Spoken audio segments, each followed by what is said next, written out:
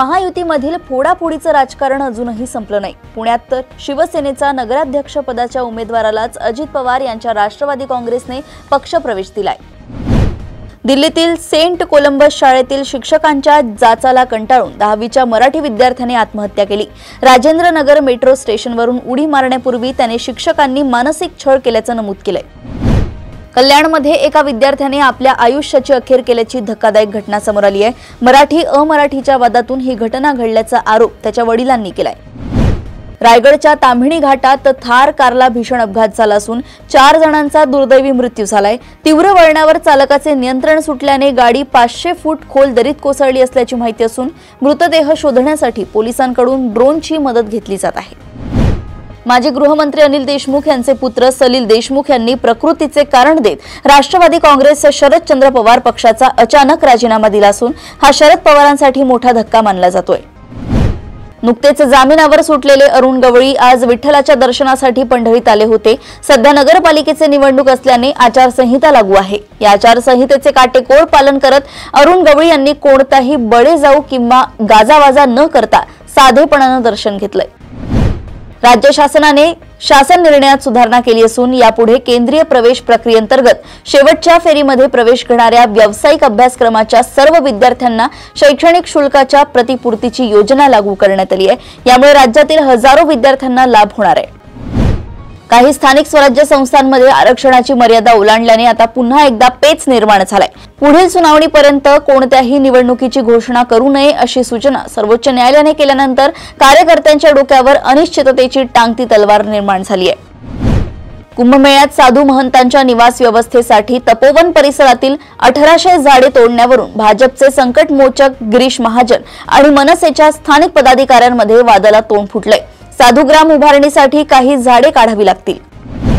केंद्रीय वाणिज्य मंत्री आणि उत्तर मुंबईचे खासदार पियुष गोयल यांच्या माध्यमातून स्वर्गीय मधुकर सुपधू अहिरे यांचे मोझांबिकमधील नाम्पुला येथे दिनांक 13 नोव्हेंबर रोजी निधन झाल्यानंतर त्यांचे पार्थिव भारतात परत आणण्याची सर्व औपचारिक प्रक्रिया जलद गतीने पूर्ण करण्यात आली आहे। दिवंगत अहिरे ACAI इंडस्ट्रियल या कंपनीत कार्यरत होते। नागरिकांच्या आरोग्य सुरक्षेच्या दृष्टीने आणि न्यायालयाच्या निर्देशानुसार महापालिकेने संपूर्ण मुंबईतील कबूतरखाने बंद ठेवण्याचा निर्णय घेतला आहे। मात्र काही लोकांच्या दबावामुळे पालिकेने मुलुंडसह आणखी 3 ठिकाणी नवीन कबूतरखाने सुरू करण्याचा निर्णय घेतलाय। त्याविरोधात ॲडव्होकेट सागर देवरे यांनी उच्च न्यायालयात आव्हान दिलंय। आर्थिकदृष्ट्या अडचणीत असणाऱ्या ग्रामपंचायतीनं गावातून मोर्चा काढून ग्रामस्थांच्या घरासमोर घरपट्टी भरा असं आवाहन केलंय। हा अनोखा उपक्रम अमरावती जिल्ह्यातील राष्ट्रसंत तुकडोजी महाराज यांचं गाव असणाऱ्या यावली शहीद इथं राबवण्यात आलाय। हिंगोलीमधील भाजपच्या उमेदवारानं अचानक माघार घेत शिवसेना शिंदे गटात प्रवेश केलाय। हा धक्का ताजा असतानाच आता हिंगोली नगर परिषदेत नगरसेवक पदासाठी भाजपच्या वतीनं अर्ज दाखल केलेल्या आणखी एका उमेदवारानं निवडणुकीतून माघार घेतली आहे। नाशिकच्या मालेगावात एका चिमुरडीवर अत्याचार करून तिची हत्या करण्यात आल्याची संतापजनक घटना घडली। या नराधमाची आज पोलीस कोठडीत वाढ होणार असताना कोर्टात नागरिकांनी संताप व्यक्त केलाय। नागरिकांनी कोर्टाचे गेट अडवून धरल्याने पोलिसांनी नागरिकांवर सौम्य लाठीमार केलाय। मुंबईच्या नेरूळ येथील छत्रपती शिवाजी महाराजांच्या स्मारकावरून महाराष्ट्र नवनिर्माण सेनेनंतर आता राष्ट्रवादी शरदचंद्र पवार गटाकडून आंदोलन सुरू करण्यात आलंय। महानगरपालिका मुख्यालयात आंदोलन सुरू आहे। विविध लवादांच्या सदस्यांची नियुक्ती, कार्यकाळ आणि सेवा शर्ती यांच्याशी संबंधित 2021च्या लवाद सुधारणा कायद्याच्या अनेक तरतुदी सर्वोच्च न्यायालयाने रद्द केल्या आहेत। केंद्र सरकारने किरकोळ सुधारणांसह त्या पुन्हा लागू केल्या होत्या असं न्यायालयाने यावेळी स्पष्ट केलंय। देशभर अवयव प्रत्यारोपणासाठी एक समान व पारदर्शक यंत्रणा उभारण्यासाठी केंद्र सरकारने राष्ट्रीय धोरण तयार करावे असे निर्देश सर्वोच्च न्यायालयाने बुधवारी दिले आहेत। दिल्ली येथील तिहार तुरुंगात बुधवारी एका खास गोशाळेचे उद्घाटन करण्यात आले। विशेष बाब म्हणजे ही गोशाळा फक्त देशी गायीच्या जातीचे विशेषतः साहिवाल जनावरांचे संरक्षण करण्यासाठी उभारण्यात आलेली नाही, तर याचा उद्देश एकाकी पडलेल्या किंवा ज्यांना नातेवाईकांनी भेटायला येणं बंद केलंय अशा कैद्यांना काऊ थेरपी देणं हा देखील आहे। बिहारमध्ये दीपक प्रकाश यांनी कोणतीही निवडणूक न लढवता थेट मंत्रिपदाची शपथ घेऊन सर्वांनाच आश्चर्यचकित केले। दीपक प्रकाश हे सध्या बिहार विधानसभेचे किंवा विधान परिषदेचे सदस्य नाहीत। नियमानुसार त्यांना मंत्रिपदावर राहण्यासाठी येत्या 6 महिन्यांच्या आत आमदार किंवा विधान परिषद सदस्य म्हणून निवडून यावं लागेल। ब्रिटनमधील शस्त्रास्त्र व्यापारी संजय भंडारी यांच्याशी संबंधित मनी लॉन्ड्रिंग प्रकरणात ईडीने रॉबर्ट वाड्रा यांच्या विरुद्ध आरोपपत्र दाखल केलंय। दिल्लीच्या राऊस एव्हेन्यू न्यायालयात हे आरोपपत्र दाखल करण्यात आलंय। तिथे 6 डिसेंबर रोजी या प्रकरणाची सुनावणी होणार आहे।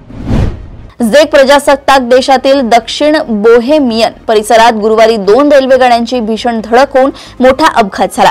या अपघातात 40हून अधिक लोक जखमी झाल्याचे वृत्त स्थानिक प्रसार माध्यमांनी दिलंय। जखमींपैकी 3 जणांची प्रकृती गंभीर असल्याचं सांगण्यात येतंय। ब्रिटनमध्ये वाढलेला टॅक्सचा बोजा आणि सार्वजनिक सेवांचा खालावलेला दर्जा यामुळे श्रीमंत ब्रिटिश भारतीय नागरिकांच्या मोठ्या गटाने देश सोडण्यास सुरुवात केली आहे। आता इम्प्रोबेबल या टेक कंपनीचे सहसंस्थापक आणि अब्जाधीश हरमन नरूला यांचाही समावेश आहे। ते ब्रिटन सोडून दुबईला जात आहेत। अमेरिकेत 9 वर्षांपूर्वी झालेल्या भारतीय महिला शशिकला नर्रा आणि तिचा मुलगा अनिश यांच्या हत्येप्रकरणी आता भारतीय व्यक्ती नजीर हमीदवर आरोप ठेवण्यात आलाय। नजीर हमीद हा शशिकलाच्या पतीचा हरून नर्रा यांचा सहकारी होता आणि तो त्यांच्या घरापासून थोड्या अंतरावर राहत होता। राज्यभरातील स्थानिक स्वराज्य संस्थांच्या निवडणुकांमुळे पॉलिटेक्निकच्या 1 आणि 2 डिसेंबर रोजी होणाऱ्या परीक्षा पुढे ढकलण्यात आल्या आहेत। आता या परीक्षा अनुक्रमे 4 आणि 5 डिसेंबर रोजी घेतल्या जातील। नाशिक महापालिकेच्या वैद्यकीय विभागात 934 पैकी केवळ 329 पदे भरलेली आहेत। आगामी सिंहस्थ आणि वाढत्या लोकसंख्येमुळे आरोग्य सेवेवर ताण येतोय। आस्थापना खर्चाच्या अटीत पदभरती रखडल्याने 73 पदे मानधनावर भरण्याचा निर्णय घेतलाय। शालेय अभ्यासक्रमात वाणिज्य विषयाचा समावेश करण्याचा प्रस्ताव the institute of chartered accountants of इंडियाने शिक्षण विभागाला दिलाय। या प्रस्तावावर शिक्षण विभागाने सकारात्मक प्रतिसाद दिला असून सनदी लेखपालांची समिती नियुक्ती केली आहे। Kinetic Green Energy and Power Solutions लिमिटेडनं रॅपिड चार्जिंग तंत्रज्ञानातील अग्रणी कंपनी एक्सपोनंट एनर्जी सोबत धोरणात्मक भागीदारी जाहीर केली आहे। या भागीदारी अंतर्गत देशातील ई-रिक्षा, ई-कार्गो कार्ट तसंच L5 आणि L3 श्रेणीतील इलेक्ट्रिक 3 चाकी वाहनांसाठी केवळ 15 मिनिटात पूर्ण चार्ज होणारे देशातील सर्वात जलद चार्जिंग सोल्युशन उपलब्ध होणार आहे। जर्मनीची डोइश बँक भारतातील आपला किरकोळ आणि संपत्ती व्यवस्थापन व्यवसाय बंद करण्याची तयारी करत आहे। देशातील 2 सर्वात मोठ्या खासगी बँका कोटक महिंद्रा बँक आणि फेडरल बँक ते विकत घेण्याच्या शर्यतीत आहेत। प्रसिद्ध रंगभूमी कलाकार अदिती मुखर्जींचं रस्ते अपघातात निधन झाल्याची धक्कादायक बातमी समोर आली आहे। अदिती नाटक पाहण्यासाठी जात असताना तिच्या टॅक्सीला एका भरधाव कारने धडक दिली। या अपघातात तिच्या डोक्याला गंभीर दुखापत झाली होती।